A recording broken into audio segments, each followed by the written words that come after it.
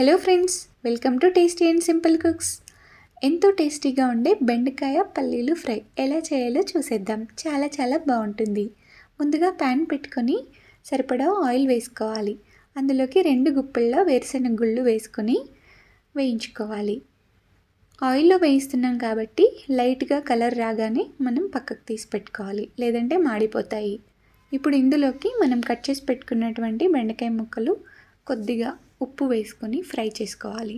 ఇలా చేసుకోవడం వల్ల బంక ఉండకుండా ఉంటుంది, బెండకాయలు రుచిగా ఉడికిపోతాయి ఇక్కడే మనకి. ఇప్పుడు మంటని సిమ్లో పెట్టుకొని ఫ్రై చేసుకోవాలి. వీటిని ఫ్రై అయిపోయాయి కదండి, తీసి పెట్టుకుందాం. నెక్స్ట్ బ్యాచ్ కూడా వేసుకుని నేను ఒక అరకిలో బెండకాయలు తీసుకున్నాను.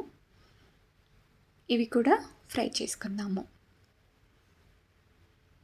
ఈ బెండకాయలు వేగించడానికి మనకి టైం ఎక్కువ పడుతుందండి.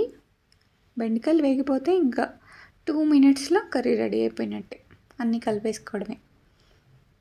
ఇప్పుడు ఇవి వేగిపోయాక తీసుకొని పక్కన పెట్టుకొని అదే నూనెలో కొద్దిగా జీలకర్ర, పసుపు, కట్ చేసి పెట్టుకున్నటువంటి ఉల్లిపాయ ముక్కలు, పచ్చిమిర్చి ముక్కలు అండ్ కరివేపాకు వేసుకోవాలి. అవి కొంచెం వేగయ్యాక ఉప్పు, అలాగే కచ్చాపచ్చా దంచి పెట్టుకున్నటువంటి వెల్లుల్లిపాయలు, 1 టేబుల్ స్పూన్ అల్లం వెల్లుల్లి పేస్ట్ కంపల్సరీ, చాలా బాగుంటుంది.